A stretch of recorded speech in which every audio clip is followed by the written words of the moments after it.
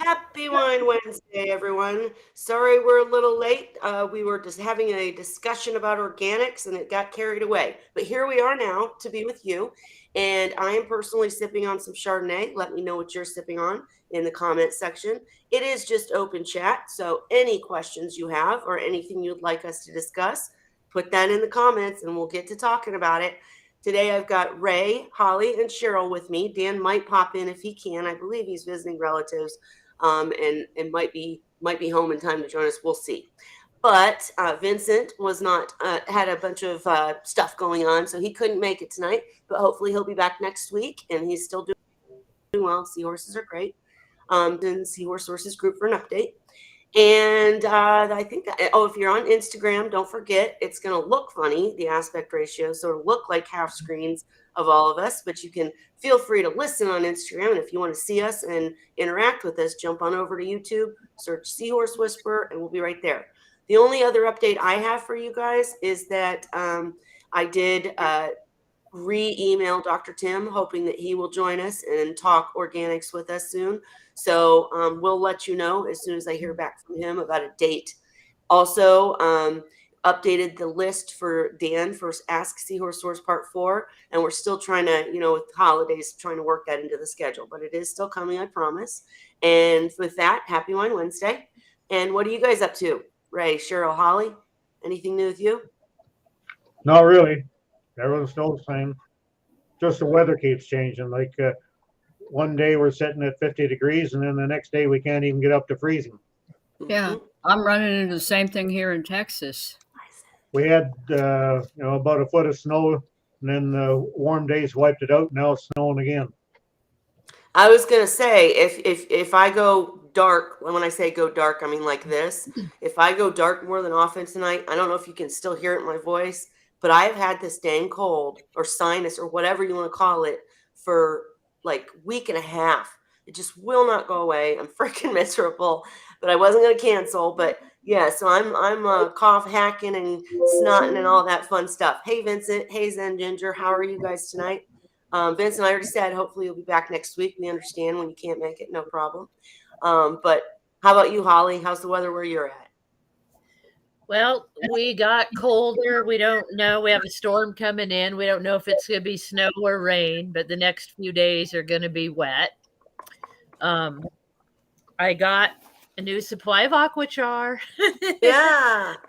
I went shopping on on Friday. Black Friday. Just because I had some time. My family had all left, and I was cleaning the house and cleaning dishes and all that basically. But I got on the computer and found out Black Friday happens on the computer as well as in the stores. So Yes. a lot of the stuff that I had on my wish list on Amazon went on sale on Friday. So I have the new light for the display tank coming. It should be here tomorrow. And I got the Aquachar I've been needing for a while. I got some new reading glasses, 6 pairs for $30. And Nice. what else did I get that's coming? I think food for the freshwater fish, some packs of food for them. And I think there's something else coming. I can't think of it at the moment. But I had a question for Ray, speaking of stuff, because he uses pre-filters like, what I'm doing with the sponge filter.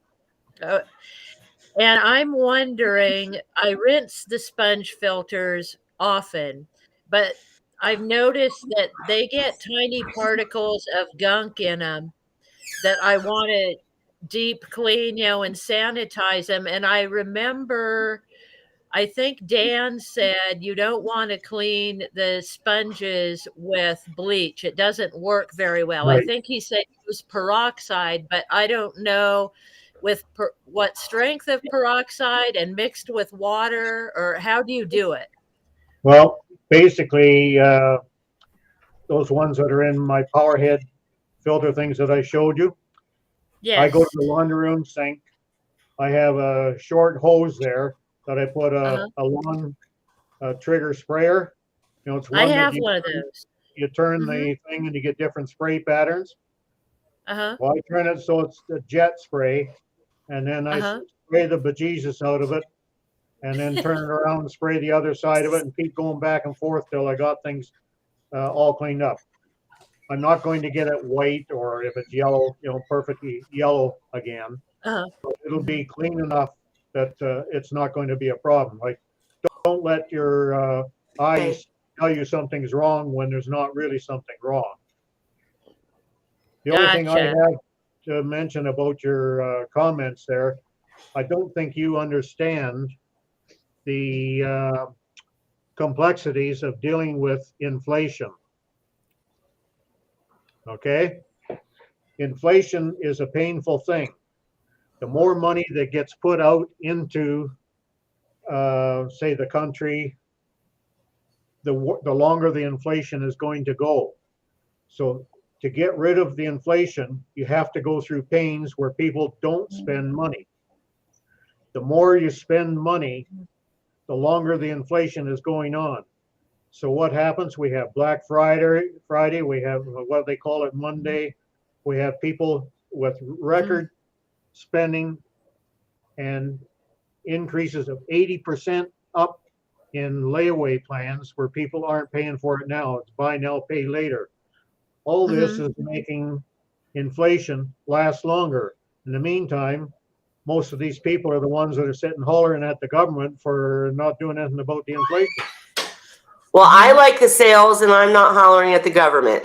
So I was gonna say my stuff You're went spending where money I could afford it. basically, I tell my kids, if you're buying something that you want, you're helping inflation. If you're buying only what you need, then you're doing the best that you can. Holly, I Mm-hmm. see your question, and we're going to jump to that in just a second. But I'm curious, Ray. So you're saying don't spend? That's right. That's like people don't understand economics, but the whole purpose of boosting up the interest rate is to get people to slow down on their spending. Well, I And thought the problem was the government printing more and more money. has Like they're nothing, giving. no, it has nothing to do with this inflation has nothing to do with the government. It has to do with the fact that COVID came along, and you get all sorts of people in Canada, the United States, but especially in China and other Asian countries where we buy so much of our stuff from. Right. COVID affects them so bad, factories get shut Excuse me. down and don't get producing the stuff, and makes it on short supply, and then they can't get it shipped over because even the shipping industry is in trouble because of COVID. Mm-hmm. So that to get it landed in the US or Canada, by that time the price has gone sky high if you can get it in the first place. And then everybody wants it. And because everybody wants it, and there's They only a can few, charge the more. price goes up even higher. Right. I get all of that. I And then agree we get with the the. war going on. Right. And Right. now the food prices have gone astronomical because Yep. Ukraine is one of the food baskets of the world. I agree with everything you just said, Ray, but it's all you also do. Yes, Stephen, Awkwardies, Dix, we are actually going to talk seahorses in a minute, I promise. But we're community, so we get together and chat about whatever every week. And if you have a topic you want to discuss, like Holly just asked a question we're going to jump to in a minute, Holly Buchanan. But Ray, you do have to also include the fact that when COVID hit, I'm not a big I'm not saying that at all. But I know that myself, as someone who's under the rich line, they sent me money like ridiculousness. I got laid off. And so my unemployment was more than I made. And, and they kept sending checks out. And I mean, they're pushing people to spend money. So that doesn't make sense with But the everything you're unfortunate saying. part, I think the reason that happens is because the administrative problems in trying to get it to just the people that absolutely need it are so prohibitive. Like there's just no Right. way that they can build a system up fast enough to handle just getting it to the people that need it. So they have to send it out on a general purpose basis so that some people that don't need it are going to get it anyway. Right. But Well, and the I was like, alternative is, I was one of the people that paid my rent the whole time, even though they did that too. They made it to where you yeah, didn't have to pay rent and all this, so I mean, I was responsible with what I could be responsible with, but I mean, like, last comment, and then we're going to Seahorses, guys, but like even people that receive food stamps, the food prices are ridiculously high now, but the people getting food stamps are getting like $800 a month and shit stuff. I mean, it's just they perpetuate it. Is my point. It's not their fault, but they make it worse. You know what I'm saying? it's the same here in Canada. It's the same in Britain. It's the same in Europe. Hmm. As a matter of fact, I think the U.S. is in better shape than any other country. Really? Yeah. Wow, that's The interesting. inflation rate is lower than Europe and then lower than Britain. Even Canada is lower than Britain and Europe. But I Well, think that's you're a because little they bit give so lower than much we money are out. here in Canada. I don't think there's anybody else as low as the U.S. Well, that's great to hear. I agree with everything you said. There's many facets, many parts of the problem that lead to it. I turned around the other day and I got an email saying, guess what? You're automatically enrolled. We're going to try to knock off $20,000 of your college student loan debt. And I'm like, where are they getting all this money? I mean, like they're just printing more and more. It's Yeah. just, anyways, whatever. Okay. Anyway, Holly, Holly, yes. you don't even have to use peroxide on those filters. If you Cool. want to, like, there's nothing wrong with using the peroxide, but definitely not the bleach, like Dan says. Yeah, Funny how yeah. Well, funny I how can just sponges do led them. all the That's way to how I inflation. clean my freshwater filters because I use the freshwater filter pads, the blue ones. And I take those and I just hose them off, super powerful hose spray. So I'll just do those black sponges the same way for the saltwater tanks, I guess. Yeah, I love Does that he jet spray on the nozzle. And I'm going to ask too, Vincent. I know you're just in the audience, but how do you clear the sponges on the RKC chamber? I'm just curious if what you do with that, how you clean those, Oh yeah, I because haven't cleaned mine yet. I haven't either. That's why I was asking. It just But I hasn't got needed my it. Aquachar now and it was $20 less because of Black Friday. So Hey, and don't forget, anybody watching, there is still a 15% off discount when you order Aquachar when you use the code Seahorse Whisperer. And so don't forget that. If you order Aquachar, get 15% off because they sponsor this channel and they're awesome. Anyways, and we need to, I need to turn my camera back on. I keep forgetting stuff. Sorry, guys. But I have some that I need to give away, actually. So I think we're about to hit 3,500. We need to do some sort of giveaway. So we'll be looking at that soon. But so Holly Buchanan wanted to know how to get rid of red flatworms. And Holly, I think you dealt with this, but what was your how did you end up getting rid of the flatworms? Or did you not have, you had I've never bristleworms. had flatworms. Yeah, I had I'm sorry. bristleworms. That's right. I was thinking worms, right? But Holly, Different Ray, worms. have you ever? Nope. Have never In dealt with? 30 odd years of salt water, I've never had flatworms. And that's with Okay. like 1,000 gallons of tanks sitting around. And Holly said she's been using flatworm exit and still have a poop ton load of them. And I would say too, with flatworm exit, the one thing I do remember, because I only had them in my reef tank, but so I felt your pain. I understand that they're like so hard to get rid of. And I can't remember. I'm trying to remember as other people talk what I ended up doing. Lucky for me, they were in my refuge. I honestly think I just, siphoned when I could and just kind of left them there because they never made it to the tank. And I didn't have coral that would be affected by them.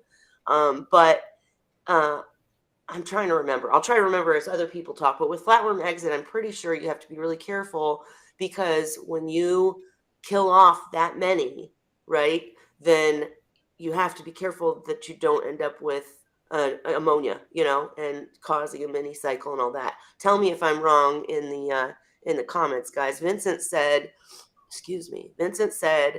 have you siphoned what you can remove and then treat the tank? I think there's something, snailed it. Mystery Snail says snails, right? But yeah, I definitely, I remember siphoning a ton. Oh, I'm trying to remember. Anybody else have any thoughts?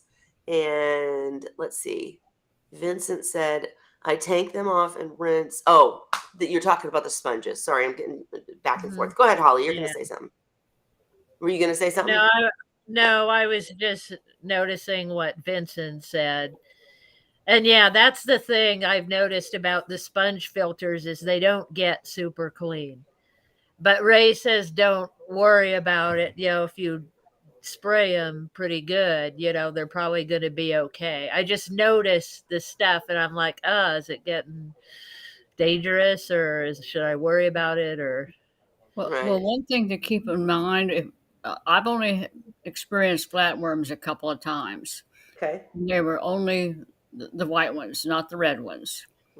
And I experimented with treating them both with formalin.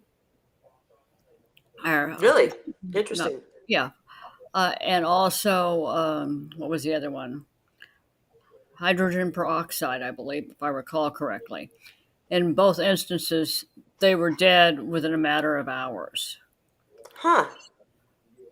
And again, because I had the little white ones, I had one situation in the nursery system where I had them, and I treated that nursery system, and then I spotted some in an adult tank. And the problem was I got them they came in on some zoos that I'd picked up from a reputable dealer that apparently hadn't cleaned them up properly. And I just remembered in my reef, I did a little Google search because if I don't have the answer, guys, I try to find it for you.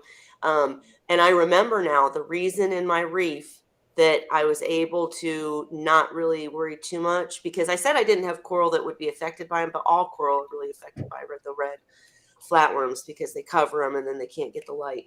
And I remembered the reason it wasn't crucial to me is because I had wrasses in the tank. And I saw that we have mystery snail guardians in the audience. And I'm curious, what else? Are there any snails that eat them or anything? Because I was looking and it says wrasses and mandarin. A mandarin's something you could put with seahorses. So that's an idea if you got a mandarin that would maybe eat them. Because I'm so sorry. I've not used flatworm exit, so I can't. But that's incredible that you're using it, Holly, and then then you see them, they're still crazy multiplied. It's just, that makes me wonder why that's not working at all. I guess Vincent's idea, siphon the heck out of it first, but that's such a pain. Yeah. The only thing I remember hearing is something about the fact that when they die off, they create toxin that gets into the tank. Right. I didn't. Your bit about the ammonia is to me an automatic thing that I would expect, but it would take a day or so before the ammonia levels got up. But if it's toxin, that can be an immediate thing. Mm-hmm. Yeah, and that's interesting because I was going to say you could avoid that by a large water change right after using it, and I'm sure that with flatworm exit they probably advise that. But Vincent's comment about the toxic, I couldn't remember exactly what it was. So thank you, Vincent, because I think that's what I remember is that they let off some toxin, which is scary. And I have never had them in a seahorse tank. So I had some that I spotted one in one of my nursery systems. Well, I got rid of that little bugger, and I moved I treated them with formalin, and then moved all the fry to another sterile tank and broke that nursery system down, completely cleaned it, sterilized it, etc. Never saw any more. That was on fry. I also on one occasion saw some in my adult tank and basically did the same sort of thing, where I treated them to kill them before I moved the seahorses because I didn't want to move a bunch of flatworms with the seahorses. And it actually worked out really well. The problem disappeared. Which you just gave tremendous advice, Cheryl, but 99% of people can't do that. They can't move them to another tank and break down tanks. So, I mean, no, great advice, but just for someone, Holly said, thank you. She's ready to get rid of the tank. She's been fighting this since September. And I just like, if before you shut down the tank, maybe Cheryl's advice really is good. Even if you don't have another tank to move them to, what about seriously? I know it would stress them, but since you've had these seahorses for a while, they're not new seahorses to you.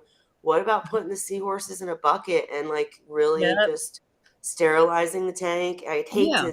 That's a that lot of water and a I was pain in the gonna butt. say that because I've torn my tank down a couple times since I had the seahorses, to remove the sand and rock and kind of start fresh. And it took like a whole day. I mean, it might be you need more than a day, I guess, to get rid of the flatworms. I don't know. But put the seahorses in whatever container you have, a big Tupperware bins work, Yeah. with some fresh salt water, bucket, whatever Airline. you have, tear yeah, down the tank, treat it, do whatever you need to do, set it back up and yeah, You that, know it what could, though? That's really hard for somebody with a tank with rock though. it's a pain Because in you the can't. butt. It Well, is. yeah, and if you have rock that's probably infested with them, I mean, Oh, and Holly yeah, said she has it's a tough one. sand.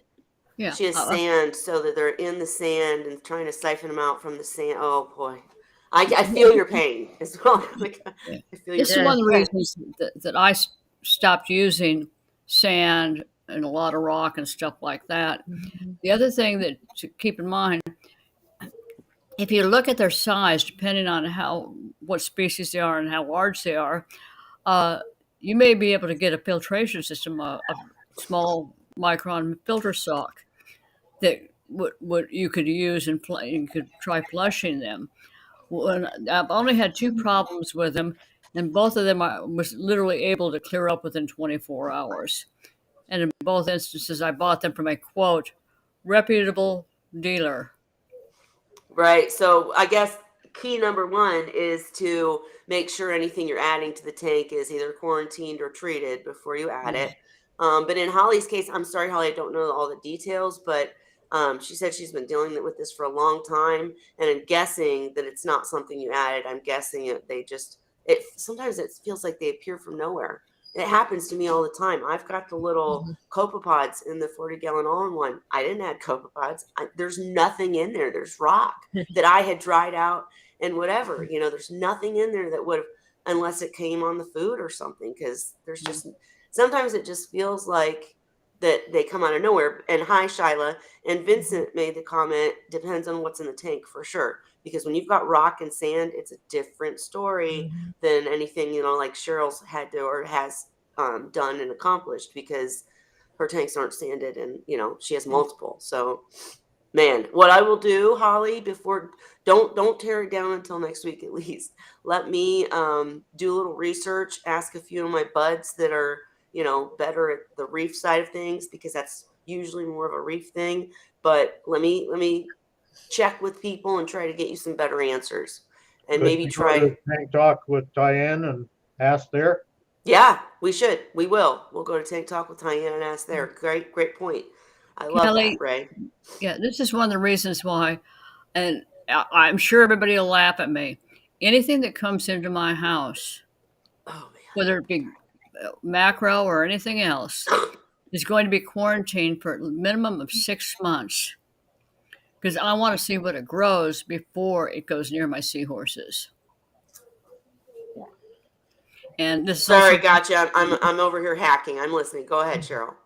it's also why I maintain bare bottom tanks so I can see any potential problems, and why the only quote live rock that goes into a tank is rock that I've sterilized, bleached, rinsed, dechlorinated, and then put in a tank.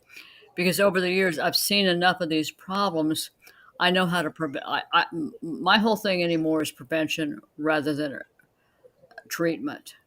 Which I agree with everything you're saying, Cheryl, but I'm telling you, and I don't want anybody in the audience that is having a problem or has had a problem to like feel like you didn't do something right, because I'm in my 40-gallon all-in-one. All that's in there is rock that I completely cleared of anything, sat dry for years, blah, blah, blah, blah, blah, got recycled. I only use like K1, a skimmer, a sock, the RKC chamber, and a UV sterilizer in the tank. And all of a sudden I got these copepods. And there's no coral, there's no other fish. I've added snails, but at the very beginning, so Would you? my only thought is it came in on the food. And I'm just saying, my only point is you're giving great advice, but if you're out there and you've had a problem or are having a problem, No, I don't beat understand. yourself up, because it happens to most of us, me, and there sometimes isn't an answer. The reason I'm so cautious is because I have been through it all prior to this. And it's not because I'm a genius, it's because I learned the hard way years ago and how to prevent a lot of this stuff. Sure, and that's why I appreciate you giving the advice, Cheryl, because it's good advice. Go ahead, Yeah, sorry. it's one of those things you need to think about it in terms of what am I going to do if I introduce something to this tank that I got 2 weeks ago, and the next thing I know, I've got God knows what in the tank. Maybe Asterina stars, who knows?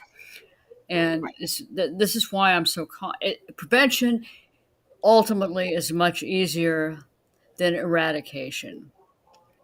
Absolutely true. I just know that a lot of people just want, it's a I hobby know. of patience. It's a hobby of patience, but it's very hard. I've had Dan, listen, let me turn my camera back on to say this to you directly. I've had Dan tell me, no, you can't have your seahorses yet. I'm going to make you wait a month because, you haven't done what you need to do to the tank that they're going to go in. And I mean, in one case, I had kept Erectus in a tank, and he gave me a regimen because I wanted CUDA. And the Erectus had moved to another tank, but I kept that tank running. And we all know you can't mix CUDA and Erectus, or you shouldn't. It doesn't work out usually.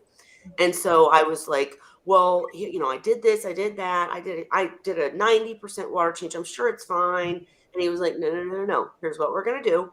We're gonna do probiotics in the morning. We're gonna do peroxide at night. We're gonna do this for 4 weeks. We're gonna make sure that anything in the water that you can't see has been fixed. So I mean, but I understand, because I was like, no, listen, it's good, it's cool.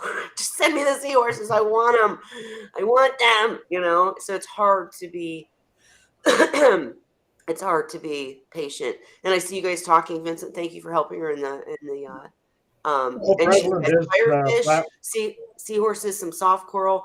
Holly, would there be a possibility of adding a mandarin? And of course, that's a risk too. Depending on where you get it, and having to quarantine it and all of that. So that's a risk too. But just a thought. And as Vincent said, I'll do some research too for you, and we'll come back to this next week. But Ray, go ahead. What were you going to say? Sorry. How prevalent is it, flatworms in seahorse tanks? I mean, I haven't heard of it all the time, but the fact that she has soft coral and stuff and sand and all that, it came in on something. And I do know from my experience in the reef tank that once you get them, oh my gosh. And like she mentioned, she's used flatworm exit at least once, probably twice, and it's just not working. There are just so Yeah. many of them. They just multiply like little rabbits times 20. Flatworms are coming in on corals or mackerel, as far as, or snail shells. I've Right. even seen some on snail shells, and it's one of those things where once they get started, they can take over a tank. Yeah, And and I'm curious, Cheryl, what do you do for snails when you add snails to your tank? Because I've always like my personal regimen was I've tried, like, usually when I get them, they're closed up, right? You get your snails, they're in their little shell, and their foot or whatever is closed. So I always scrub them in fresh water, scrub their shells, and then I have quarantined them before, and there's times that I haven't, to be completely honest. And maybe again, that's where the copepods came from. Who knows? Because I do have snails in that tank, and I know Mystery Snail Guide, I think his name was here earlier. Mystery Snail Guardians. If you're still here, I'm curious.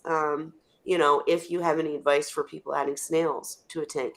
But any of you guys, Ray, Cheryl, Holly, when you add snails, do you do anything to them? everything goes through coral dip before they go through anything else. And that Snails? includes snails. Wow. Okay. Because I would rather kill off some snails than kill off some seahorses. Well, mystery snail guardians might not agree with you there, but but And it's one of those things where it's I haven't had a problem with treating snails with coral dips. The other thing is they go into a separate tank. They're quarantined. I watch very closely for any kind of parasites or anything else showing up.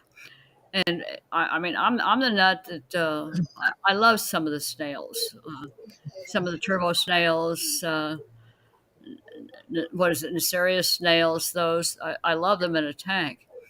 But if you buy them wild caught or trapped, you're going to introduce pests. If you can get with somebody that actually raises them, that becomes a whole different story. That are actually maintaining sterile tanks, but you have to have resources to be able to do that, and that can take time to develop also. well, sure. And I mean, with anything, with snails, with seahorses, with anything, once you talk about captive bred specimens or, Yeah, raised specimens, they're going to cost more, of course. And, you know, with inverts, I don't usually worry as much. With snails, like I scrub their shells. I'm not saying I've never had problems, but if anybody out there again, like once you're in the predicament, it's really not, I mean, like, I don't want to say not helpful because it is helpful for anybody new to realize to set up properly. Prevention's better than treatment, as Cheryl said. But once you're in the predicament, it's like, well, that's not helping me any, I need to know how to fix this now. So Holly, well, we're gonna all research and come back to you. yeah. The biggest problem so many people run into is they get in a hurry and they start listening to people, whether it be in a local fish store or PetSmart or whatever, and they start doing what they're being told to do by these companies. And these companies, their primary focus is to make money Sure. and try to sell you on stuff.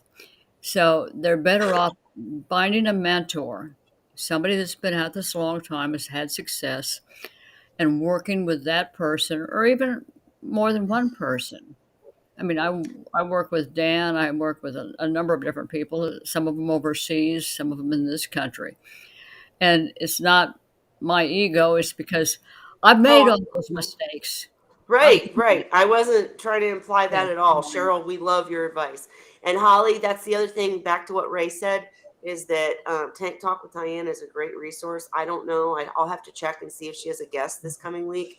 But if she does not, or even if she does, I'm going to go and ask there too, because that's a great resource. So meet me there. And then we'll come back next week and talk about what we learned about it. Holly's lights just went out. She went dark. Yeah, the seahorses are going to bed. They're on a Yeah. timer. See, on Wine Wednesday, my seahorses are such good little kids, I tell you, because on Wine Wednesday, that I don't even start with them until after. So you're talking middle of the night, and they have a late night Oh, on Wednesdays. But and I keep the schedule the rest of the week, and they're fine. So whatever. We talk about yeah, keeping us. they were staying up late already, excited for Wednesday night. They have some fun. They stay up a They little have Wine later. Wednesday too. They Yeah. have wine.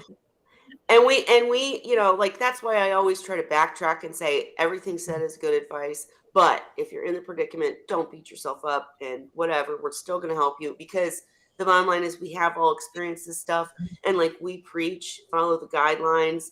And then I won't tell you what we talked about before we came live, but sometimes we break the rules ourselves because we've had the experience and know how to compensate or whatever. So there's nothing, if you're in a predicament, we're still going to help you. Nothing wrong with anything. We just try to help newcomers before they make the mistakes. Ray, did you raise your hand? No, I was just Oh, okay. scratching, Oh, I okay. just scratching like it. to mention that Holly and I both have the same nightmares where we wake up in the middle of the night with seahorses swimming around in the air over our beds. Oh my gosh. Really? Through the house. I had one, yeah. catch them. They escaped from the tanks and they were swimming through the air in my house. Yeah. Oh And I my was gosh. trying to catch them and put them back in the water because they couldn't be out of the water that long. The thing is, I did that. I went through that same bad nightmare years ago, where I was waking up in the middle of the night and jumping out of bed and running into the living room and flipping on the light and going, "There's no seahorses in the living room swimming Oh, around in the air." oh my gosh. Yeah, Well, lucky that you was guys because I don't know about anybody else in the audience. I'm veering from seahorses again, but I get that what do you call it? Sleep paralysis. It's only happened to me it's only happened to me really fiercely like 5 times in my life. And it's always had to do with my kids. It's always been there's something beside my bed. I can't move. I'm awake, but I can't move.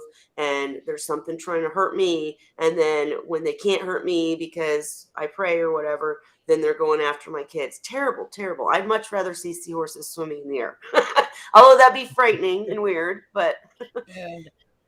It's one of those things. Vincent said, Holly, you need to add Christmas music to your videos. Oh yeah, I've done that. Actually, I have some from probably a year or two ago, back when the seahorses were juveniles, a lot younger. I did have Christmas music on in the room while I was making their videos, so it'll come up in my memories. I'll share them when I see them because yeah, I And do have some. and Because he Vincent, seems maybe to be videoing them with. I have little Christmas decorations in their tank. You love it. know, you can buy the little Christmas aquarium decor like at Petco and PetSmart. They have some stuff. So I broke out. I was decorating my house after Thanksgiving. I got out the seahorses Christmas things too, Man, and they're cheers to you, enjoying Holly. Cheers to you for including them in every holiday. I them. love it. They And Can I I did. enjoy answer anything new. Vincent's question about Holly? Need to add Christmas music to her videos. Vincent, do you really think the seahorses understand Christmas music? I think they do, and the decorations that Holly's They putting in. I think it's understand awesome. something new in the tank that's cool. They like that. Exactly. They have a candy Exactly. cane. They have Christmas trees. They have You they need to have buy all You, kinds. duplicates and triplicates of everything. That way, you can put one in the one section in the bleach. We do. Yeah, see, you make me Anyway, want you to can do it, put bleach. Holly. You can bleach. That's what I do. Is when I pull out hitches, everything goes into the bucket, and everything that's on the shelf that's already thoroughly clean goes into the tank. And so then I'm not yeah. trying to switch things out all the time because I've got duplicates and triplicates of everything. You need to buy That's the some more plan. hitches. I have a few things that are like that where I have duplicates that I can switch out, but I Yeah. don't on a lot of it. Well, some of the stuff's so expensive, that's why I don't have two of it. But, you know, that's the idea. I want to do that, but I don't have all, you know, all the big things especially. I don't Yeah. have two of.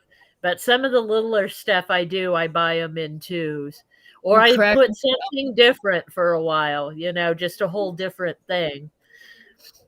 You Change it crack up. me up They with like your. it, and I would say too, Vincent, if we figured out, I'm ready to do the seahorses with you. The shipping, I know it's cold, but if we find a week where it's not before Christmas shipping gets crazy, then maybe I can do some decorations with the new guys, right? Make some sort of holiday fun thing, Christmas music. Cheryl, what were you gonna say? Rudolph the red-nosed seahorse.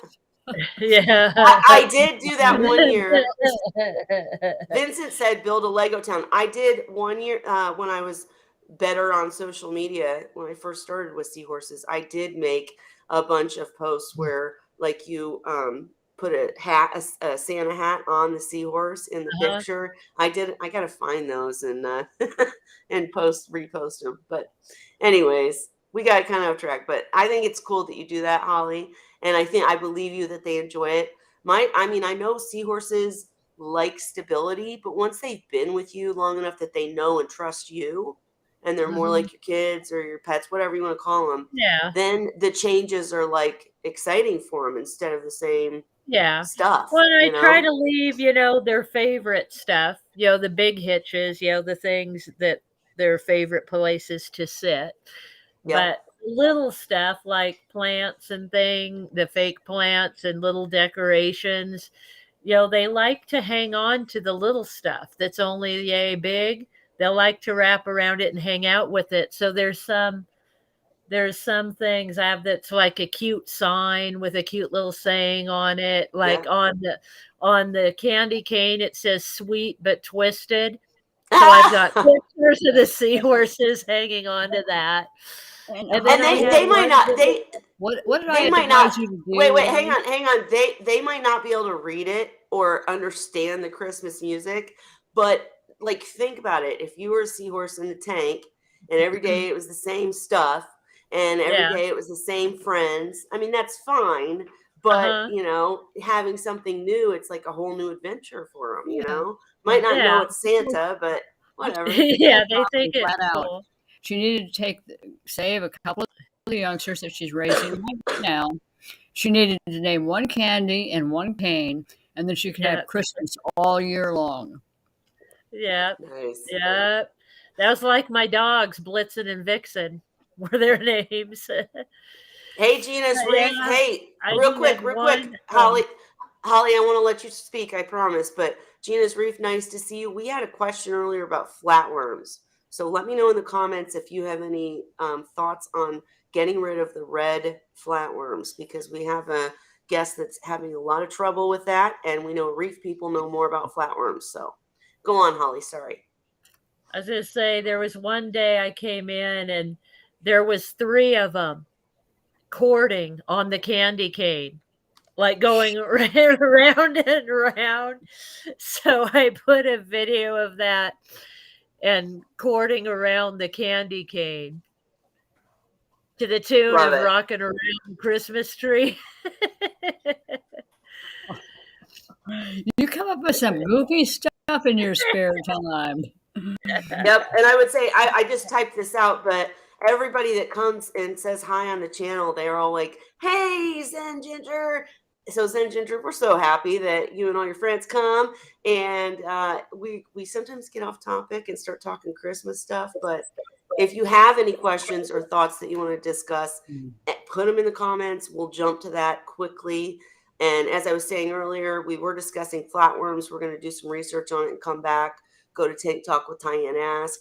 And, anybody with advice on flatworms, we definitely want to dive into that because of the fact that we have someone in our community having trouble with that in a seahorse tank that's using flatworm exit and it's not working. But I'm sorry, I didn't mean to get off. Go ahead back to what you were saying, Holly. I apologize. I was pretty much done. I don't have any more to say really about it. I just think they're cute and funny. It's cute to put things in with them, and any kind of thing they like to hang on to. It's just cute and funny to watch and take pictures with them with the cute stuff. And that's the fun, is taking the pictures and posting them. And yeah, I love it. Zen Ginger said, you're around a lot in the freshwater side and we're added to the Discord, so they all get notifications too. Bam, bam. Thank you, ma'am. Love it. And Gina's Reef said, sounds like acro flatworms. Okay, check your euphilia and your mushrooms. For some reason, they love to live in them. A quick freshwater dip to get rid of them on your rock and coral. Freshwater dip, that's interesting. What about it when they're in the sand, though? Because I know Holly's biggest problem was she's actually losing sand because she's constantly trying to get rid of the flatworms, and then they're still there after flatworm exit. Uh-oh, you're chipmunking out, Cheryl. Sorry. What'd you say? You're chipmunking out. Getting rid of flatworms once they're in the sand is much more difficult, or hitching to corals. It's much easier to eradicate them in a bare bottom tank and get rid of them before you ever put them into one of your systems. Bottom line. Well, and that's a thought too, Holly. Would you be willing to get rid of the sand? I mean, maybe even like if you just love the sand, get rid of it and then replace it in a month once you've taken care of the problem, is another thought. Ray said, Ray, say what you were going to say. I'm not going to speak for you. You're muted. Muted. Yeah, that's what I was saying Hang on. earlier too. Flushing them into a sock.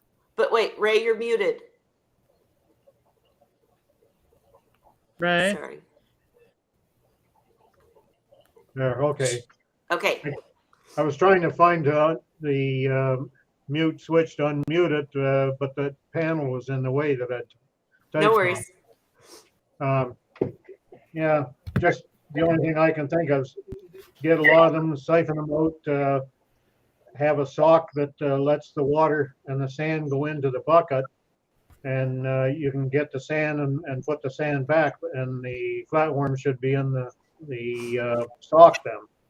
Oh, interesting thought. No, I like it. And Gina says take the sand and flush it with fresh water. I was thinking that too. I was wondering if you could do the sand like with fresh water.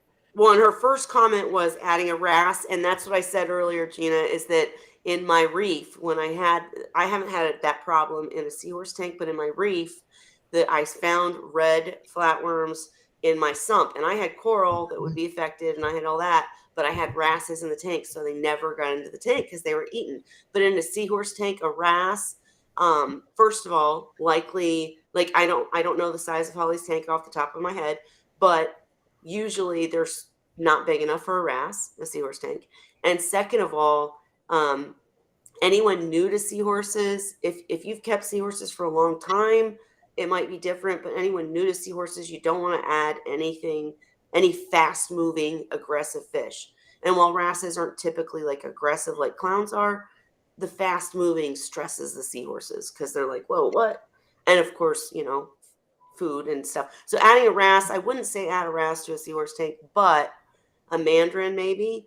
And her next comment, as Holly said, take the sand out in a bucket and flush it with fresh water. I like that too. And Holly, I know I'm with you. All of our suggestions are like major work. It would be much easier if you could just add a magic pill and it work. But sometimes it just takes a little more than that. And I hate that, but it's the truth. Right, guys? They're both staring at me like, what? Okay, I've whatever. done it. No, like I said, I've done it. I've taken my whole tank apart twice and got rid of rock, sand, everything, and cleaned it and put new water, new sand, and it can take a whole day. It took me a whole day both times, but it worked out. And Gina said, I would do scooter bloodies rather than mandarins. Thank you for the advice. Great point. Didn't even think of that. And Vincent said, 6-line wrasses can be aggressive. I have them. Yeah, like that's what I was saying. In my reef, I mean, they're zipping across the tank and don't get in their way, boy, because no. But yeah, we'll just have to continue to look at the situation and try to fix it. But what did you just say, Holly? Because I was going to say something about what you just said. What did you just say? Sorry. Oh, about taking the tank apart. Said I've done it a couple times. It took me a whole day both times, but I took the rock out, put it in buckets. The seahorses went in another bucket. The cleanup crew went in a bucket. I fish. All of it. I've done it twice.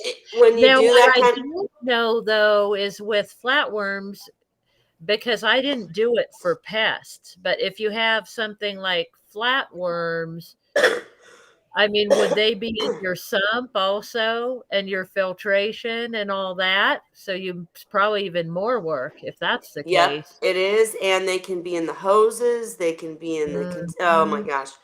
That's why I feel so bad for her. I was going to say when I one of my someday coming videos that I still haven't finished was when I finally eradicated Aptasia from my 65-gallon. And let me tell you, it was not a day-long process. It was months that I had to deal with this Aptasia. Anybody who tells you, oh, just use lemon juice. Oh, use Joe's juice. Oh, use this, that, and the other.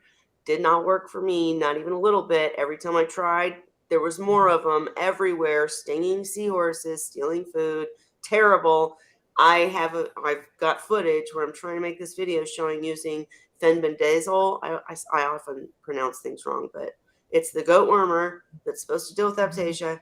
And I remember pulling all the rock. Oh, I pulled half the rock, and I like literally cut the tank in half with egg crate so that the seahorses couldn't be stung by the other rock. But I wanted to keep rock in the tank so that, you know, it stayed cycle.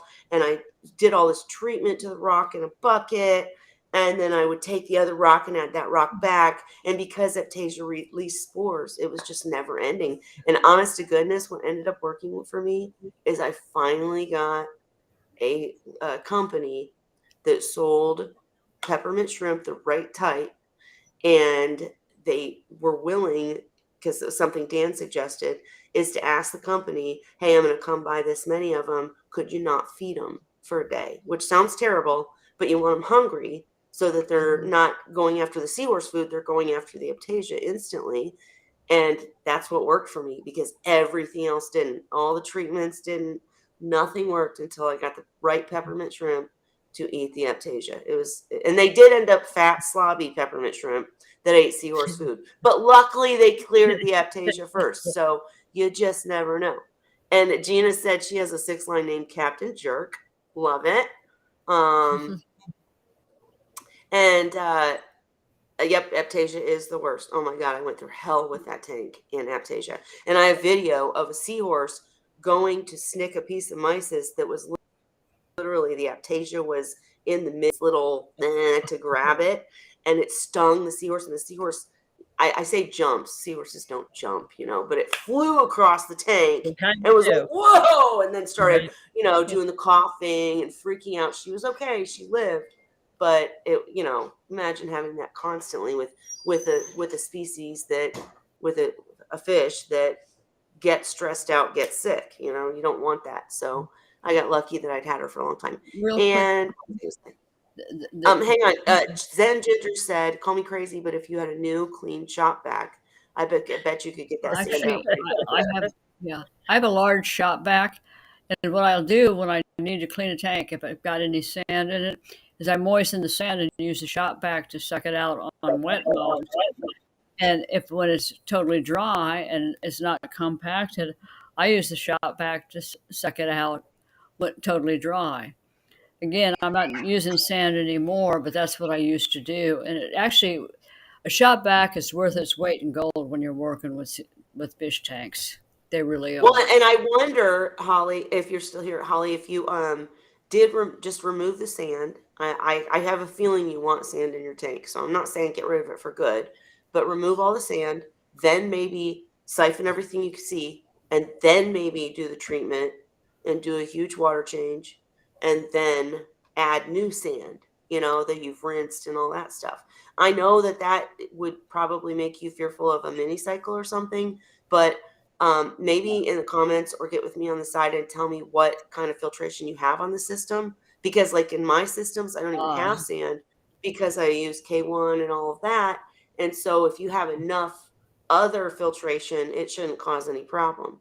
But also, Gina's Reef, I want to know if you sell peppermint shrimp, because I've never found any that eat like that again. And she said, we keep all of our peppermint shrimp in one tank and we don't feed them. We put rocks and frags with aptasia on them and they eat them. Man, to buy from you would be amazing. Do you sell them? Please let me advertise for you, because all of us, and you, oh my gosh, you have the nudibranchs too. Oh, see, I actually talked to a company that was going to help me with nudibranchs, and I wanted to, but it was like I had to buy so many, and my tank was it was larger, and they were honest with me and said it's a time thing. These guys will hide, you'll never see them again, and you have to have so many, and they eat slowly. So like with the seahorses, I needed to happen instantly.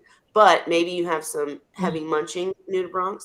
Either way, Gina's Reef, you need to get with me on the side, because I'd love to advertise for you. If you have peppermint shrimp that you're selling that will attack aptasia, seahorse keepers need them. All right, go on, Cheryl. I'm also going to throw in something else real quick. Anybody that has aptasia in a tank, the only solution is a flamethrower. That's a joke. The peppermint shrimp work for me. Oh, But you work at Marine Solutions in St. Louis. Do you guys ship? Is the next question. But and I hope that Holly's still here. She may not be, but I wish she'd get back with us, because when I say something like, "Hey, let's try the shop vac, let's remove all the sand," you can always add new sand later, rinsed, cleaned sand. But when I say that, if sand is a major part of your filtration, then I take that back. As Vincent said earlier, everything depends on your specific system. So while we can sit up here and give thoughts and what we might do, I have a sump with an algae scrubber and a skimmer, and in this tank I have this K1 and an RKC chamber and blah blah blah. So my system is not dependent on the rock or the sand. If your system's dependent on that, please, Lord, don't remove it and just not expect something bad to happen, because it will, right? So anytime you ask us a question, don't forget to give us the details. And Holly, I should know yours because we're friends and I've talked to you forever, but I talk to so many people. I'm so sorry. So just when you ask a question, make sure to say, here's my tank size, here's what I'm doing, here's my system, here's my equipment, this is my problem. Because then we can give you a more accurate answer. But are Bergie anything nudie else, guys? X-rated? No. Kelly caught You don't it. know what they are, Cheryl? I caught it, but you know what they are, right? You know what they are. They're adorable too. No, they are. I'm just kidding. I'm thinking Birdie or Yeah. nudie bird. Yeah, Nudie. Nudies. nudie burger Franks and Aptasia, and well, I just took it to another level. It's all good, Cheryl. We love your enthusiasm for nudies. But no, I have used nudies before. It's just they weren't fast enough for me. But still want to help you, Gina, advertise, because it sounds like you're doing things right. And I wish someone in our area would, and I can't wait for you to start shipping. Let me know when you do, because man. And you have a channel. Okay, give me a link to your channel, Gina, because I want to post it in the comments so anybody who watches this later, because we often have only like 10 or 15 people on YouTube, maybe 10 on Facebook, a couple on Instagram watch us live, but I leave it up, and then you'd be amazed, like hundreds of people. It's insane. People watch this 2-hour stream later. So please send me your link or put it in the comments so that I can advertise for you, for sure. Just like we do with Tank Talk with Diane. We support each other. One other thing, U.S. Mises, their website went down for a period of time, and I recently found that they're back and everything is back up and running again. Sorry, trying to figure out where my kid's pizza is. Sorry. Yeah, I didn't know US MySits was up. Is that the what's the site, Cheryl? I believe it's U.S. Mises. I'd have to pull it back up, but this is the gentleman that's been working with Mises for many years. He's a marine biologist, and they're harvesting on the east coast of mid-central Florida. And they for some reason you're going chipmunky again. Your audio's messing up, just to let you know. But is this the correct site? Let me see, where did I go? Excuse me. US. We had some problems a while back with the website going down. Is this it? This looks right. Okay. Looks like nice. The one that I use, let me see if I can find it and share it with you guys. The one that I used to use was in Florida. What was the name of it? It doesn't matter because they're not in business anymore, but they were amazing and wonderful. But the other one was, let me find it.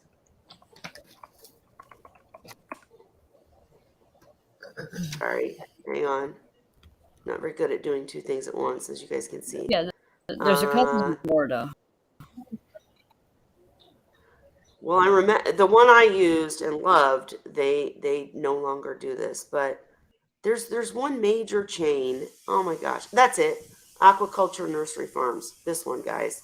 And they're Actually, pretty they good don't have too. any, and they rarely have any. Their primary focus, aquaculture Really farms, is on sold out. You're right. yeah. They primarily do copepods, amphipods, stuff like that. That's RUC is their other name. Yeah. But there's also another, I think it's called Marine Breeders Initiative or something like that. The problem with them is the prices are really good on the mysis shrimp, but you're going to pay $300 plus in shipping. And that's, God, I mean, and it's not their fault. That's the thing, unfortunately. Right. No, I know. I'm not blaming them. USMysids.com. Thank you, Seahorse Corner. And that's Herb. Yeah. He's a marine biologist. Thank you, Herb at US Mysids. What am I even saying? Oh my gosh, you guys, I'm sorry. I'm sick.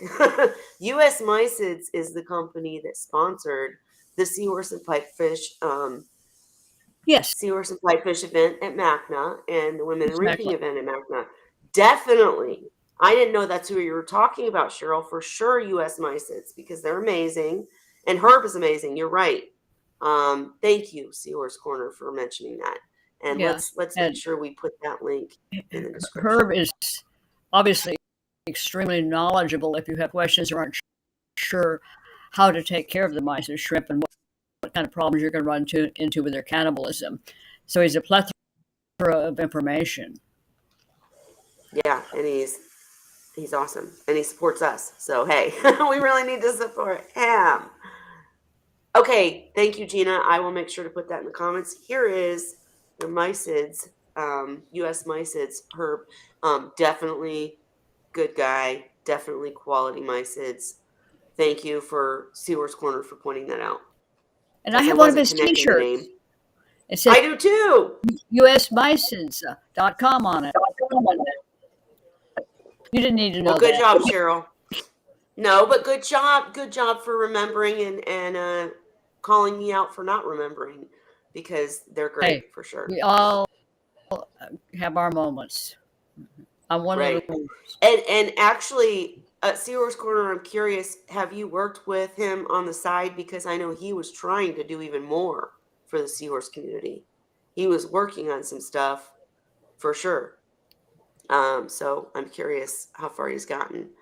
But anyways, it takes the eggs about 2 months to go from egg to nudibranch. So breeding them is slow. Just reading the comments. Gina's talking about nudibranchs. Breeding them is slow, but they are voracious eaters. But don't you have to have so many? Like if I called you or came to your store, wouldn't it be like if I said my tank is infested? Wouldn't I need so many per square inch? That's just what I'm remembering, but I could be wrong. Right. Well, I will make sure to put Gina's link. What's she talking about, Holly? I don't know. I missed it. Did I have the wrong link, Heather? Hang on. USMysids.com. When I put USMysids.com, I get this. Let me show you guys. Hang on. Just to make sure, because I want to make sure I'm going to the right place. All right, so here I am. I go USMysids.com, and it brings this up. Is that correct? Let me know, Heather. I think it is, because there's the email. Yeah, it doesn't say US in the URL. Okay, just wanted to make sure I was giving you the right link. I get mysis from him from time to time. Never had gotten other stuff from him, though. Yeah, that would be Herb. Yep.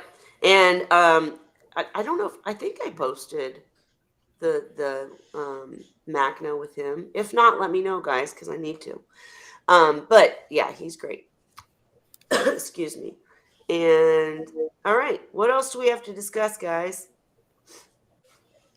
I had the wrong link. Here's some cuteness. No, your link works fine. There's the seahorses I think with their candy cane. Oh, hang on. Let me make you big. Aw, love it. What did it say? Salty and twisted? That's Candy and Cane, the future. Well, of it's Holly. turned. They've turned it around. They've spun it around. So on the other side, it says "sweet but twisted." Love it. Love it. And Seahorse Corner, I think that the missing US part in my link, I think like when I do it, as I just showed you guys, when I do it, usmysits.com, it goes to this and it's the right Gmail. So I think probably they have where you can It's use either. mysage.com, I think, because I just tried it and it worked from putting usmysage.com, but it Or says mysage.com when it corrects It itself used when to you be. go there. It used to be, and he ran redirect. into I problems do computer stuff. with copyrights or something, and he had to change the name. And I just found him recently. As my basically, is he mice and shrimp right now? What do you mean? Is his Is he what's my his website, Holly? It's mysage.com. So But here it when is you again. get there, it says Right, usmysage.com. because I've got the T-shirt Right. from So him that's the name. originally. Yeah, But the link is just MySids. But the email is US MySids. The name is US MySids. He goes, it's a great website. He did a great job. And, excuse me, sustainable MySid fishery. Oh my gosh, look at that. We're on his freaking Oh, you website. didn't know that was there? I did not. That's That- amazing. Oh my gosh. Now I got to go. Oh, I Thank knew you. that was That there. is so cool. That is so cool. Oh my gosh, how cool. All right, sorry. That just made my day. All right, I'm going to stop sharing, but see, now I feel like Look at terrible. this. Then I There's didn't remember. floating around the candy cane. Okay, here. There was 3 of them. Here, Hold I it could, still. Wait, hold it still. I'm going to start it again because it's about over.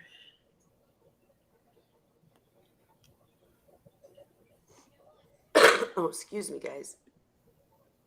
Is this it? Yeah, here we go. Try to get where we can see it. We can see it. Look at him. Oh. Yeah, so there's another female on the other side, and yeah, they ended up leaving him laying on the ground. Oh, geez. I'm You saying we really need to do. stop showing them those movies that you and your husband watch when you're at home. Cheryl, you dirty little mind. What I would say though is that I think we need to do a post or something for the channel and ask everybody to post pictures of their seahorses with either decorations or like I did that one year with a seahorse hat or with a Santa hat or something, and we can show them later in the month when we get closer to There's Christmas. Christmas tree. Love it. And they love it. Kelly, you know what They else? do, except for Dandy got his poor Dandy. He was having a rough time today. He got his tail caught in the Christmas tree for a minute. He was he was Oh trying to get no. somewhere. And remember, Dandy's kind of handicapped, so he has a hard time with everything. And Mhm. he couldn't get his tail right, and finally he did, and then he fell over. He was like, "Oh yeah, here he is." So yeah, you can Aw, see he wants to go somewhere, but his tail won't let him. And then man. finally he ends up shaking it around a little bit and got to get where he wanted to go finally, but then he was all sideways and he couldn't get his hitch right. Like he was kind of laying on the ground beside it for a minute. And then finally he got up on, see, there he goes. He's like, okay, my tail's free. I'm getting there. Because remember, he can't swim right. So they had a terrible time getting back up. Poor little guy. Real quick, somebody just And then posted it's that fine. you've gone through email rather than the internet to get with US Mices at gmail.com in order to place an order. That may be where the confusion is. Hmm. I'm so sorry, guys. I'm dealing with pizza guy. Give me one more second. Keep chatting. That's all right. That's all right. Yeah, do you order on the website? I have never tried to order, so I don't know how the Well, website is. I ordered from them years ago and then I never find them again, but it never occurred to me that it was an email address rather than a re- regular email type address. It's at gmail.com. Let me At look least at you're this. lucky enough in the States, you have resources like that. Here in Good. Canada, we have nothing. Well, it shows a shopping cart on the site, so I think you normally can order from it. Okay. I may have missed. I knew there was something going wrong because at one point he sent out a message that he was having trouble with his internet service provider and he was unreachable. But that was a long time ago. Uh, that could be. Well, sometimes stuff happens with the sites. Like when I tried to order my Aquachar directly off their site Yeah. on Friday, and the only thing they take to pay from their website is PayPal. And the PayPal was stuck in a loop. Like it wasn't going back to them. And so I called him and he answered the phone and I told him what was going on and he says he apologizes and says, "Yeah, I don't see your order here." And he says, "I'll tell you what." He says, "Do you use Amazon?"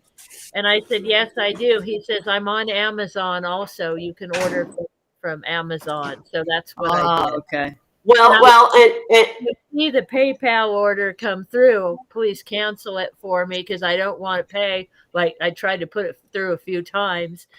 mhm. It Well, I worked would out. say too that Heather's comment was great, and I'll put the email address in the description too, because if you have trouble, just email him. You know, he can deal with you. And Shyla said Dandy is her favorite. Holly, just to let you Yeah, know. he's sweet. He's a sweetheart. All the seahorses love him too. And I used to worry about him, because, of his handicap, like, oh, what I can't do anything for him really. I just have to kind Right. of let him live his life. But he's almost 4 years old now, and he has good days and bad days. He doesn't give up. He exercises every day. He practices his swimming. He'll go from one end of the tank to hang out, even though it's hard for him, and then he'll make it back, to eat his meals. And sometimes every once in a while, like happens like with the Christmas tree, that he just kind of bumbles around. He reminds me of Eeyore. With You know Winnie the what though? Pooh. But I love what you said. He just keeps going. He deserves to live his life. Just because Yeah, he's not a normal seahorse does not mean he doesn't get to live his life happy in your tank. and he I has love fun. you. He plays chase with the other seahorses, when they're playing their games, and chasing each other. He does it too. He can't swim the way they do, but he'll follow them around and they hang out with him. They'll eat meals with him They don't and bully him. They don't bully no, him. no. So, So yeah. So He's still a seahorse to I just them. let it live his little life. Now and then I have to help him. Like if he's having a really hard time getting somewhere, and I could he doesn't really like to be helped. He likes to do stuff on his own. I love But that. every once in a while, he'll I can tell he's just having like too hard a time, and I'll gently pick him up and move him where he's trying to go. And then sometimes for a minute, it's funny, he'll act all offended. Like I can do it myself, Mom, and pout for a minute or two, but then, He's giving you a dirty look. then They yeah. really are like our kids, and I mean, I know anybody who's like, why are you guys acting like these are kids?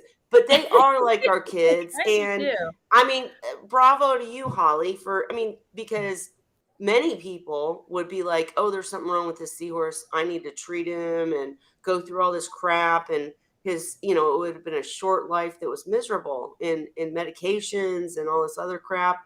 Instead, he's living his life. He's living his best Yeah. life. And it doesn't matter if he's not perfect. I agree. Kelly, And Zen Ginger, hang on, Zen Ginger said, poor little resourceful fella. I'm glad. Right. Thank God he's with you, Holly. And Seahorse Corner said, I have a special needs seahorse too. The little guy who never grew a pouch, just has pouch tissue outside of his body and a non-existent pouch that he tries to flush. Oh my gosh. Aw.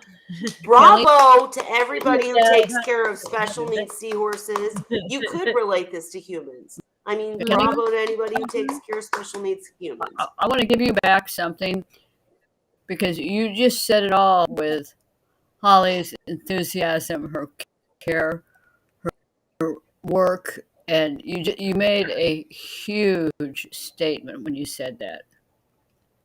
Good. I'm glad.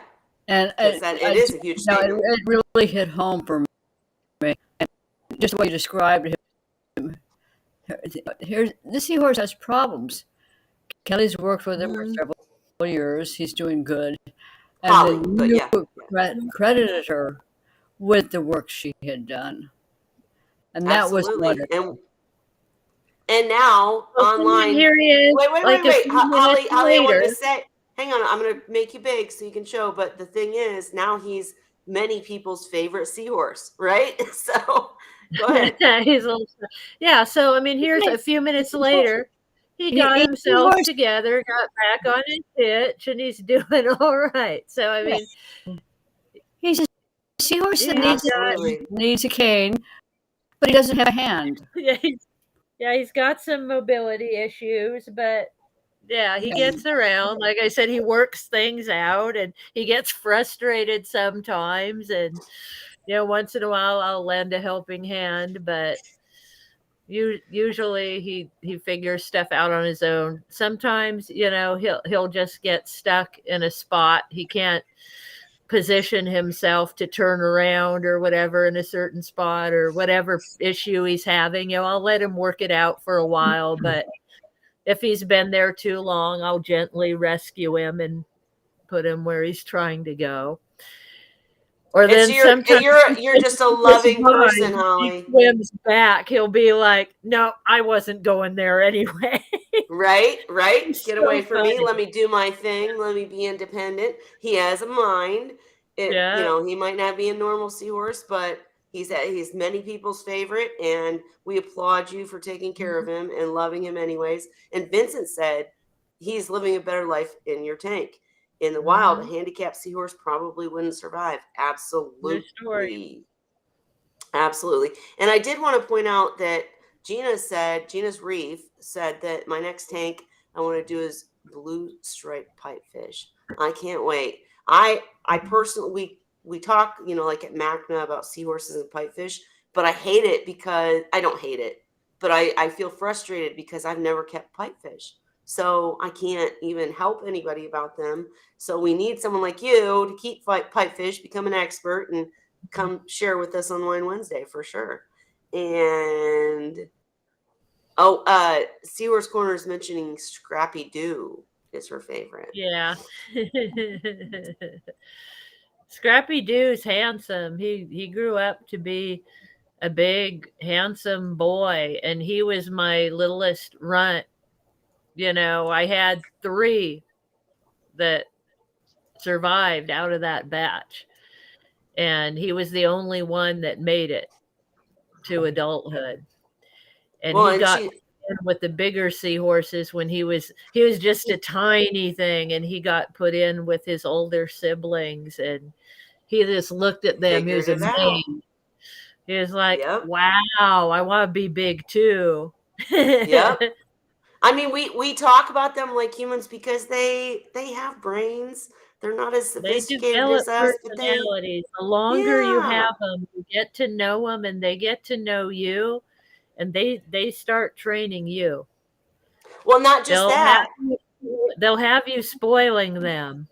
Truth, unless you're strict, like Sharon If with Dan you and get Ray. strict But with them, yeah, they'll show you where they want their food or whatever. absolutely. And I would say also that, I mean, that's why I had a bachelor tank, because I've had males that were just butt heads, right? I mean, I had Mhm. 3 males that could not Mhm. coexist in a tank with other males and females because they were just jerks. They had personalities. And I Mhm. set up a bachelor tank, and those 3 males got along because, like, the first week they probably beat each other up or whatever. And then they realized, oh, we're all jerks. So let's just go to our corners and live our lives. And they did. And Ray had to go. I'm sorry, Yeah. Ray. But what else did he say? He said Oh, he was talking about the peppermint peppermint shrimp. shrimp that weren't true peppermint shrimp. Well, and that's why I The mentioned when I lobster was fish. talking about the peppermint shrimp that, you have to make sure you get the right species. So it's Mhm. better to buy from someone who knows what they're talking about, like Gina's Reef, versus just a pet store. And there is a lot of before you go buy peppermint shrimp, look it up online, because there are literal pictures and descriptions. These are sold as peppermint shrimp, but they're not. These are sold as, because the species. I won't get into the names. I can't right now. I can't remember them. But Mhm. you have to get the right type, or they won't eat Aptasia for sure. Mhm. And Gina's Reef said, pipefish aren't that different from seahorses. Same diet, same flow. See, same low flow needs. I think everybody on this channel would disagree with that. Funny enough, that's one of the misconceptions about seahorses. They do not need low flow. They actually enjoy varied flow. They need spaces where there's low flow, but they like higher flow. We've talked multiple times about seahorses going straight into the flow just to get flown across They the like tank and variety. right back over.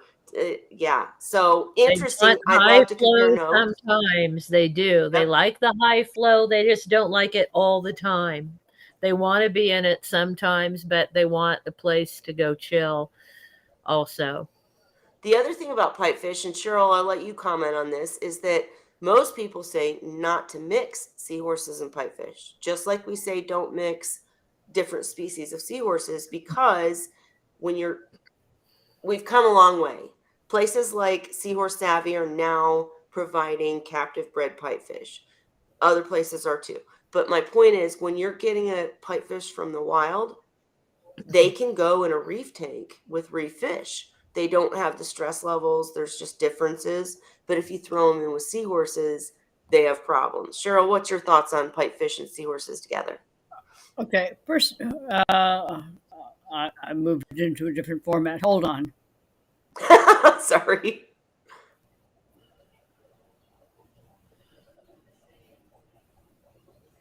Don't worry about the format. Just you're fine. Just Okay, what about pipefish and seahorses together?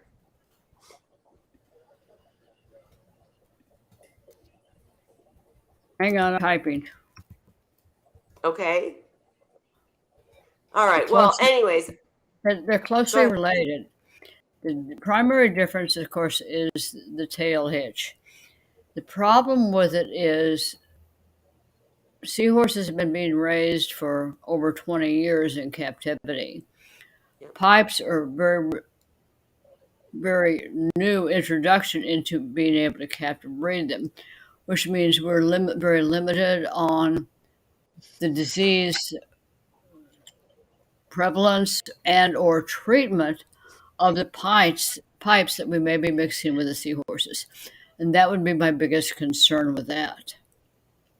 So basically, in layman's terms, when we talk about don't mix seahorses with other fish, there are multiple reasons. It can come down to if they're aggressive, if they're fast eaters, because seahorses eat slow, and you don't want the clownfish or whatever eating all the food. But then with pipefish, as Gina said, they are the same in many ways. They eat the same foods, Right. they act the same, they're of the same family, kind of. But the bottom line is, if you're getting a captive bred seahorse, it'd be like mixing a wild caught seahorse. If Yeah. you get a wild caught pipefish. But also, I know many people who've kept pipefish in reef tanks successfully because they don't hitch, because they don't have the tail stuff, right? Because Right. seahorses you can't put in a reef, not only because it would hurt them, but because they hurt coral and they hurt other things by hitching. They don't even know what they're hitching to. So I'm just rambling at this point. We're just rambling, Yeah. but Remember, you have three. You have seahorses, which can use their tail as a holdfast, and they have a movable head to capture prey. You have pipe horses, which actually have a prehensile tail like seahorses, but the jaw and neck and everything are typically straight like a pipe. And then you have a pipe, which is basically straight. You also have three different reproductive strategies. You have internal incubation and carriers from seahorses. You have pipes that either have external egg sacs or internal egg sacs. And then you have the what I call the straight line pipes, and I have not found much information in terms of what their reproductive strategy is. They're all very closely related with what I would consider minor physical differences. So basically, they are not the same species, and but some of them are the same genus, and as such, they're very closely related. for sure, I just was bringing in the point that at this point, if you mix seahorses with pipefish, you want to make sure that the pipefish are captive bred, because Absolutely. captive bred species haven't been exposed to the pathogens in the ocean. It's the same as mixing with anything else. Holly, hang on, because I wanted to show you big, but I wanted to put up some of the things we're saying in the That was comments. for Zen Ginger, real quick. Okay, She was what? asking about the seahorses strangling each other. Right. Okay, so real quick before we get to that, Clayton said, I always have a problem with lighting and not knowing if it's too much. Do you mean in a seahorse tank? And I think I read below Yeah, that you're keeping coral with it. yeah. I do have live coral, which I love. I have a max spec and a 2 Kessel, one on each side, and the pars are between 75 and 225. With pars, you caught me off. I know nothing about pars and They all that. don't care. I use all kinds of lights for my seahorses. Sometimes I have them on really bright because I want to take pictures. I have ones that change, for from sunlight to cloudy to whatever. I have in this room over my grow out tank, I have a real bright fluorescent light. I keep it off during the day generally when I'm not here. If it's bright enough outside, I have a lot of windows and skylights in here, but they don't really care. They seem to function fine in dim light, and they don't care about the bright light. It doesn't scare them or Well, anything. I have a comment. I have a comment real quick, because I would say, I know, like, Dan, when he was breeding seahorses, never used any light. It was just ambient room light. With me, what I would say is it depends on what's in your tank. So you have coral in your tank, so you focus on the coral. The two things you need to be aware of is, number one, make sure you're using LEDs or something that's not going to heat the water, because with seahorses, you just don't want the temp to go above 74 degrees. And that's one of the reasons that a lot of people can't successfully keep seahorses with coral, is because the coral needs higher temperatures, right? So the temperature is one point. The other point would be, again, making sure the temperature of the light doesn't heat the tank. And then the other point would be, let me say it this way, don't do anything ever drastic quickly with seahorses, because I did have a situation where I moved my seahorses into a new tank with a new light. Actually, let me start over. In the tank that the seahorses were in, I added a new light, right? And my male was pregnant, and the light was much brighter. I don't know about par and all that good stuff, but it was brighter, and it was for the macros that I had added to the tank. And the macros loved it, but my male seahorse basically had a miscarriage or whatever you want to call it, Mhm. gave birth to a bunch of undeveloped seahorse fry because it freaked him out. Seahorses, you always just want to do things gradually and not like I just literally went from a no light to this drastic light and it freaked him out. He was still fine, the baby. So I agree with what Holly said. Doesn't matter the lighting, but if you're going to change it, do it slowly. Like, set it up at the lowest setting and then move it up to what you need for your coral. That would be my thoughts on that.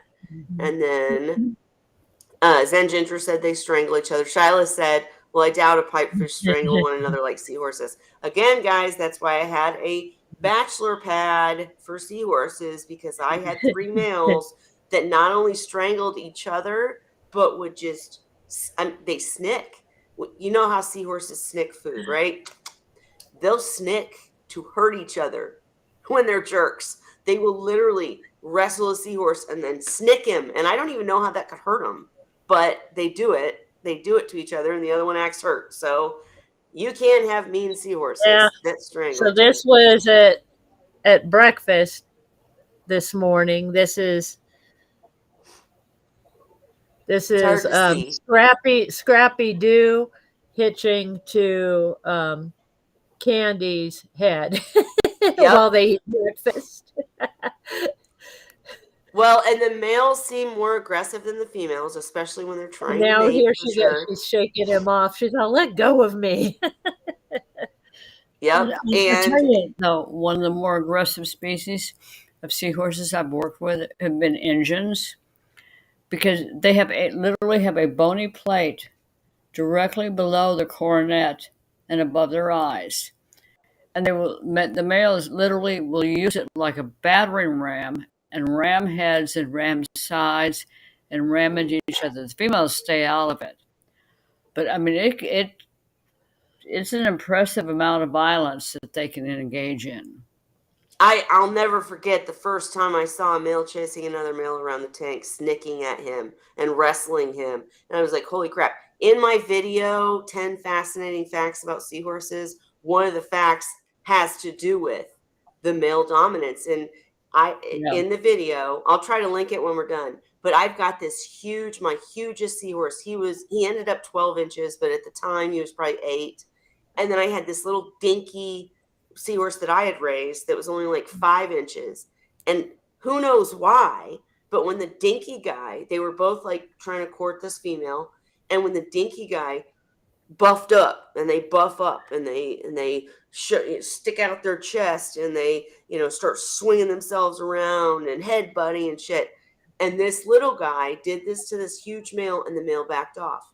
And then I talk about the fact that the next day, the bigger male never went anywhere near the littler male, and the littler, is that the right word? Male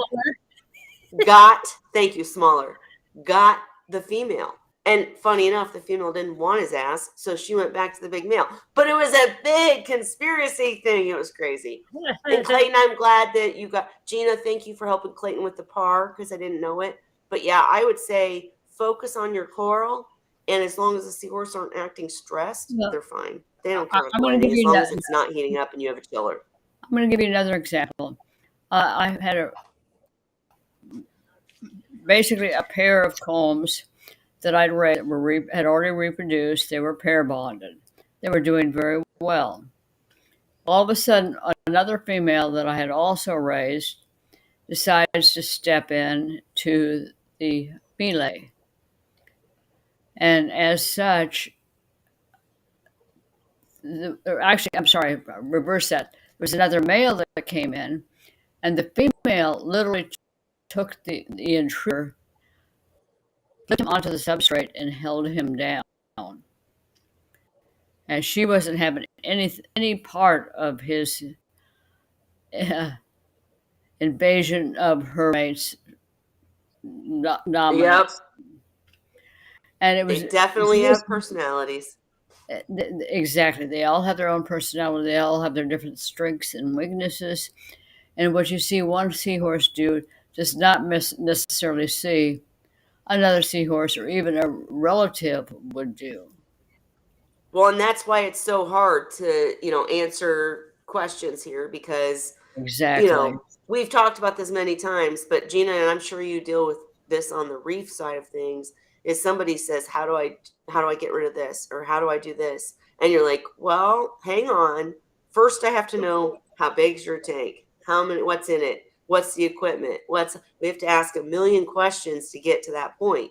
But Clayton, we'd love for you to join us some week and share what your experience has been and maybe talk back and forth questions. That's what we do here. We're a community, and we're so glad more people are joining. And we'd love to hear from you and talk with you. But yeah, it's hard because you have to get down to the nitty gritty to actually solve a problem. We're going to research flatworms and come up with some better answers next week. But yeah, we invite anybody to come here and ask us to talk about anything. But sometimes it's we got to get down to the nitty gritty and figure out I what's your want to tank. talk about Clinton and who's his name is president now, and who's Shut running. up, Cheryl. No politics. That was a total joke. No politics. I know. But Gina's, we'd Joke. love for you to come in too. Total joke. I do want to say anybody who's interested and likes just chatting with us, when we have a special guest, we don't invite people in, but when we just chat on open chat like this, Gina, Clayton, any of you guys, if you want to jump in and help us with questions or share your experience, all you got to do is message me or Cheryl or Holly or any of us, and we'll send you a link. It's really easy. You just click a link on your computer and you're in the video with us. Yeah. So we invite you always. I mean, we got to be careful with spammers, but you're obviously not. So we'd love to hear from you. All right, guys, anything else? Because it is hitting that 10 o'clock. Every single week, you guys, I say I'm going to limit Wine Wednesday to an hour, and we always go to every week. Sometimes we do it in an hour and a half. I know, but usually. And now we have a question. Zen Ginger I was said, say, usually you're late, Kelly, so it's actually That's an hour true. and a half. True. Good night, Vincent. True. Okay, and Vincent had to go. Make sure to have some wine. Oh, Gina's Reef next week. Hey, message me. We'll get you the link. But and you can answer questions we can. Right. Well, Zen Ginger did have one more question. Since I'm still just planning, but I do like some corals. I really like gorgonians. I know I need certain photos. I know, but hang on. I know I'd need certain photosynthetic ones, but are they good long term at those temps? Gorgonians are. Those are the one things that I keep in my seahorse tanks. I have done softies. I've played with different stuff, but like when you get into acros and stuff, they need the higher temps. But gorgonians, I've never had trouble. Anybody else had trouble with gorgonians at the lower temps? Never had them. I've never had gorgonians. I have, and I've had macros, and I've had certain corals, and I can definitely get into that in a future week about what I've kept and has done well. Yeah. Because I know Ray, when he comes back too, he's kept softies and macros. What? I have raised huge amounts of mushrooms. I mean, they just love my tanks. Well, and real quick, Zen Ginger said, Gina streams too, FYI. Gina, just reach out to me on the side so we can help each other, is what I'm saying. And we'd love for you to come in and be a guest. And I'd love to come to your stream for sure, too. I mean, just to watch, because we're all about sharing the wealth and, not the wealth, the knowledge, whatever. But Zen Ginger, definitely Gorgonians work. And I'm going to try to make that a topic in an upcoming week. Talking about again. We've talked about it before, but things get updated. We need to talk about it again. Just what I would keep in a seahorse tank as far as coral, and ask others, and we can go through that. So okay, you guys are giving love in the comments. Love it. And I am gonna have to end it, you guys. This nasal thing, I know I sound like a man. It's not going well, but we will be back next week. And Gina, I hope you'll join us. And Clayton, just message me. I'll give you a link, and we'll come to your stream too for sure. But for tonight, guys, I am going to end it. So when are you flying down to Florida to bring Dan up? What was it? I'm kidding. It's a joke. Oh, okay. Dan comes when he can, for sure. And Yeah, we'll get him back for Ask that was a Seahorse Horse total Club. joke. Okay. It All sounds like right. Well, sounds like something Dan would do to me. gotcha. All right. Well, thank you everybody for coming tonight. Hey, Zen Ginger, thank you for making sure we're on Discord so that, people get these notifications. Really appreciate you. Love everybody new to the channel, and we want you in here with us to have some chats. I have We my talk about stuff that's reef keeping, that's, saltwater in general. Obviously tonight was just, when we have open chat, it's whatever goes, and we have wine. And then when we have guests, we have a topic. So we love all of you and can't wait to see you next week. Hope everybody had a great Thanksgiving. So Holly's like, just say cheers, Kelly. All right. We already had Cheers.